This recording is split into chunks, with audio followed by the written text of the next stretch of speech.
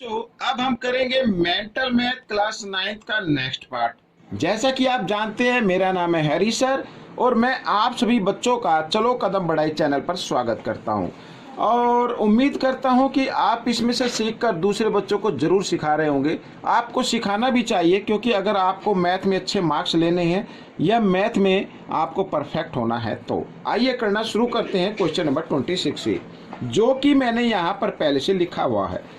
अब question number 26 क्या कहता है, ये देखिए। यहाँ पर हमें X and Y find out करना है। अब इस क्वेश्चन को ध्यान से देखो, इस तरीके का क्वेश्चन हमने क्वेश्चन 25 भी किया है, ठीक है ना, बिल्कुल वैसे ही है। तो यहाँ पर बच्चों पी क्यू आर और ये एस हो गया। यहाँ पर मैं टी लिख लेता हूँ अपनी तरफ से, ठीक है ना, हो सकता है उसमें दिया हो, मेरे को ध्यान नहीं रहा हो।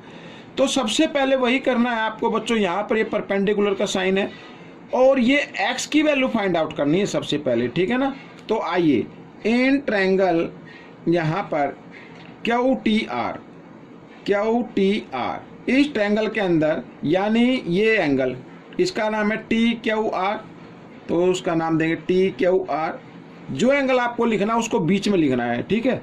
और टी यहाँ पर Q T R plus angle Q T R और प्लस एंगल आर, इन तीनों का सम होगा 180 डिग्री, ठीक है। Sum of three angles of triangle is equal to 180 degree. तो टी क्यू आर यहाँ पर बच्चों है 40 डिग्री और ये 90 डिग्री, और आर हमें निकालनी है तो निकाल लेंगे। तो 90 प्लस 40 हो गया यहाँ पर कितना बच्चों, 130 डिग्री। अब 130 इधर प्लस में है, इक्वल के साइन से इधर आएगा तो माइनस में आ जाएगा। इस तरीके से कर सकते हैं। तो एंगल आर की जो वैल्यू निकल कर आई है वो 50 डिग्री आ गई। अब हमें वाई की वैल्यू निकालनी है, बिल्कुल वैसे ही देखो। यहाँ पर इन ट्रायंगल, ये ट्रायंगल लेना है P S R, in triangle P S R. अब पी एस आर में angle P S Q, angle P S Q is an exterior angle, ये लिख लेते हैं, ठीक है। ये एक्सटीरियर एंगल हो गया। और हम सभी जानते हैं जो एक्सटीरियर एंगल होता है वो अपने इंटीरियर अपोजिट एंगल के सम के इक्वल होता है, यानी x प्लस 30 इक्वल होगा किसके, y के इक्वल होगा, यही तो होगा ना। अब x की वैल्यू तो निकाल चुके हैं हम, ये रही r। तो यहाँ पर जो x की वैल्यू निकल कर आई है वो 50 डिग्री है, प्लस यहाँ पर ये 30 डिग्री और इक्वल y। तो हम लिखेंगे y इक्वल 50 प्लस 30 कितना हो गया, 80 डिग्री। तो ये आपका आंसर निकल गया, ठीक है। आइए करते हैं क्वेश्चन नंबर 27।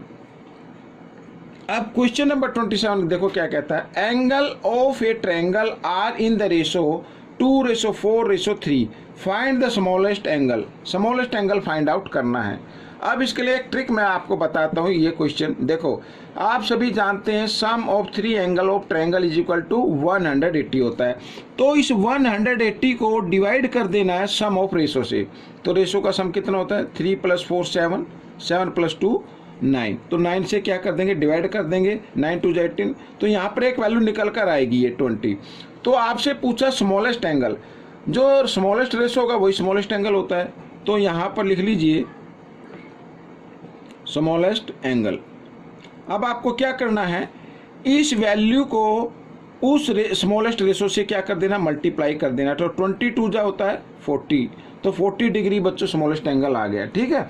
अगर ये पूछा जाता ग्रेटेस्ट एंगल, ये मैं आंसर तो आपका ये आ गया। अगर पूछा जाता ग्रेटेस्ट एंगल तो वो भी आप निकाल सकते हो। ग्रेटेस्ट एंगल में यहाँ पर लिख लेता हूँ चलो मैं।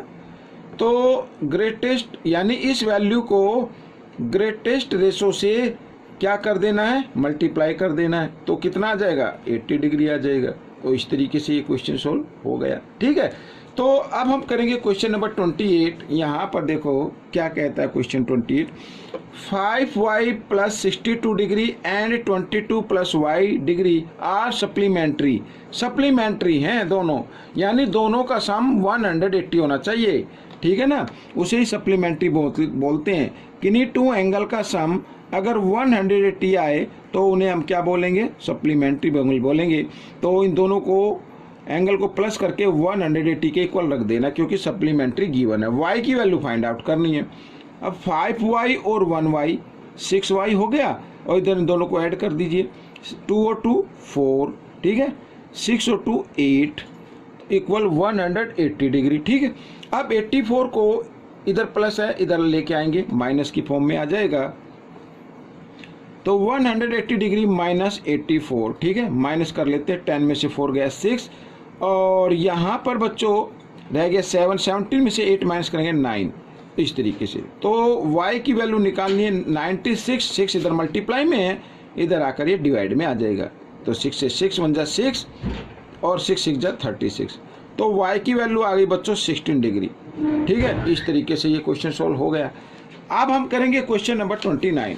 तो क्वेश्चन नंबर 29 ये देखिए, ये रहा इधर, ये भी इजी है, ठीक है। हमें जो फाइंड आउट करना है, क्या फाइंड आउट करना है वो देख लेते हैं। क्या कहता है question, AB parallel CD and ABE यानी ये वाला एंगल, ठीक है ना, ये है 130 डिग्री। BED ये BED ये है 20 डिग्री, ठीक है। फाइंड EDC फाइंड करना है। E किधर गया, EDC ये वाला एंगल आपको फाइंड आउट करना है। बिल्कुल इजी है, बिल्कुल इजी है बच्चों। कैसे करेंगे, देखो सबसे पहले आपको क्या करना है, आपको ये एंगल फाइंड आउट करना होगा, ये वाला, ठीक है ना। अब देखो ट्रायंगल में BEF ये एक ट्रायंगल हो गई, तो इसमें EBA या ABE एक्सटीरियर एंगल है, और एक्सटीरियर एंगल अपने इंटीरियर अपोजिट एंगल के सम के इक्वल होता है, ठीक है ना। अब ये एंगल अगर आपको फाइंड आउट हो जाए तो ये एंगल भी आपका फाइंड आउट हो जाएगा। क्यों, क्योंकि देखो यहाँ पर दिया हुआ है AB, ये AB पैरेलल है CD के, ये B को F तक प्रोड्यूस किया गया है, तो AF पैरेलल हो जाएगी CD के, तो ये कोरस्पोंडिंग एंगल आ जाएंगे, क्योंकि ये ट्रांसवर्सल लाइन हो गई, और कोरस्पोंडिंग एंगल क्या होते हैं बच्चों, इक्वल होते हैं, ठीक है। आइए करना शुरू करते हैं। देखो इन ट्रायंगल BEF में एंगल ABE या EBA is an exterior angle.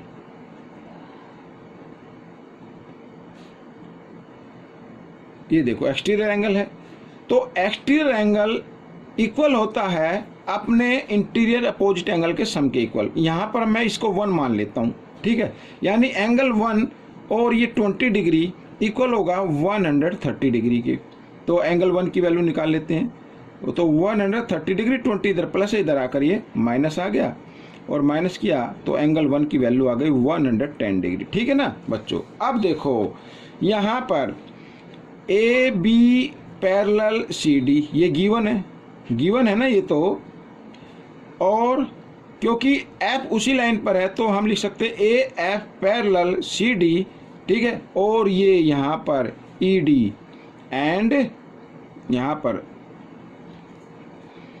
ED is a transversal line.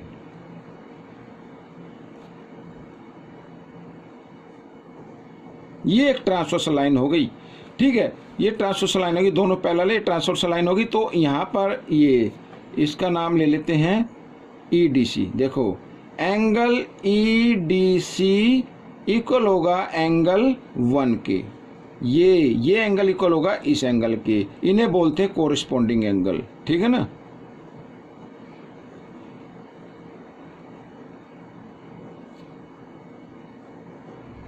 तो कोरिस्पोंडिंग एंगल क्या होते हैं, इक्वल होते हैं।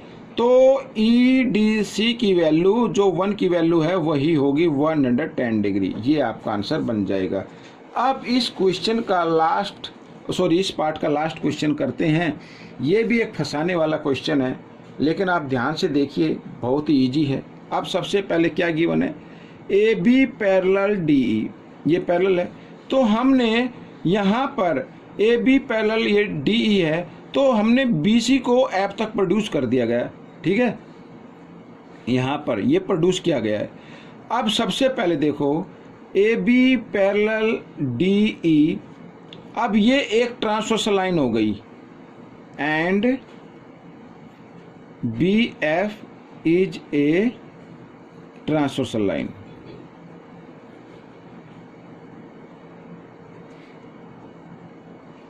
ये एक ट्रांसवर्सल लाइन हो गई।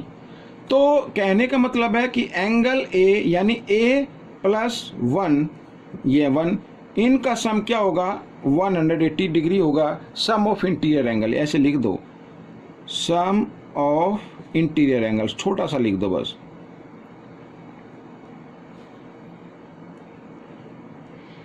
ठीक है, सम ऑफ इंटीरियर एंगल। तो बच्चों एंगल्स ठीक है, समझ में आ गया भाई। कोई टू लाइन पैरेलल है, ये एक ट्रांसवर्सल लाइन हो गई, तो ये और ये इन दोनों का सम क्या होगा 180 डिग्री होगा।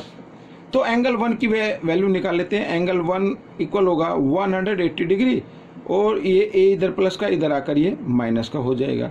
ठीक है, ये एंगल इक्वेशन 1 मान लीजिए आप, इसको समझ में आया। अब सबसे पहले यहाँ पर इसको मान लेते हैं 2, ये मान लेते हैं 2।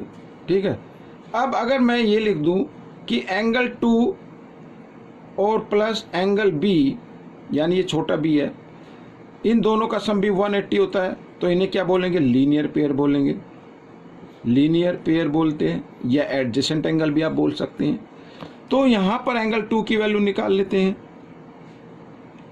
एंगल 2 की वैल्यू क्या होगी 180 डिग्री। ये b इधर प्लस है, इधर आकर ये माइनस b हो गया। ठीक है, इस तरीके से। तो ये इक्वेशन आ गई 2। अब बच्चों हमें क्या करना है, ये ट्रायंगल लेने DCF। इस ट्रायंगल में देखो, इन ट्रायंगल